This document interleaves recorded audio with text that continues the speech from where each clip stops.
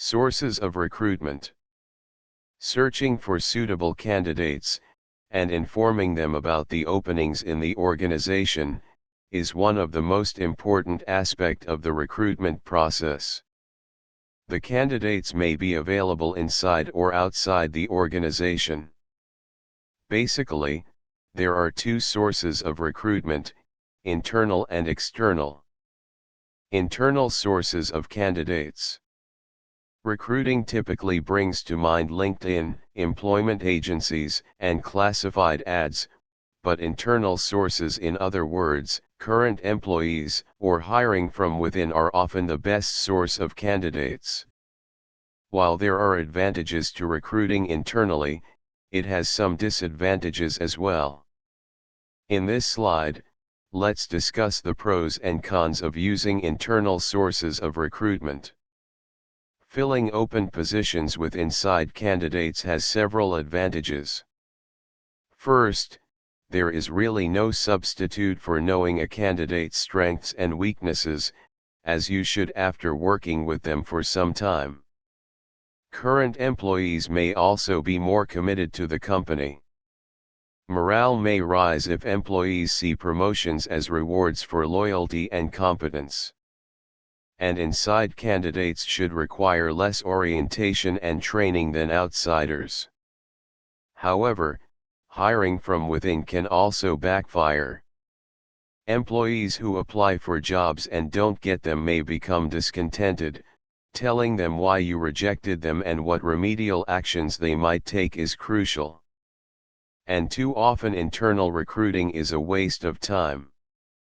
Many employers require managers to post job openings and interview all inside candidates. Yet the manager often knows whom he or she wants to hire. Requiring him or her to interview a stream of unsuspecting inside candidates can be a waste of time for everyone. Inbreeding is another potential drawback. When all managers come up through the ranks, they may have a tendency to maintain the status quo, when a new direction is required. In this slide, let's understand the different sources for internal recruitment. Hiring from within ideally relies on job posting and the firm's skills inventories. Job posting means publicizing the open job to employees, usually by literally posting it on company intranets or bulletin boards. These postings list the job's attributes, like qualifications, supervisor, work schedule, and pay rate. Qualifications or skills banks also play a role. For example, the database may reveal persons who have potential for further training or who have the right background for the open job. Rehiring. Should you rehire someone who left your employ? It depends. On the plus side, former employees are known quantities and are already familiar with how you do things. On the other hand, employees who you let go may return with negative attitudes. In any event, you can try and reduce the chance of adverse reactions by crediting the rehired employees with the years of service they had accumulated before they left. But consider carefully before rehiring someone who feels they have been mistreated. Succession planning. Hiring from within is particularly important when it involves filling the employer's top positions. Doing so requires succession planning, that is, the ongoing process of systematically identifying, assessing, and developing organizational leadership to enhance performance. Succession planning should conform to basic talent management practices.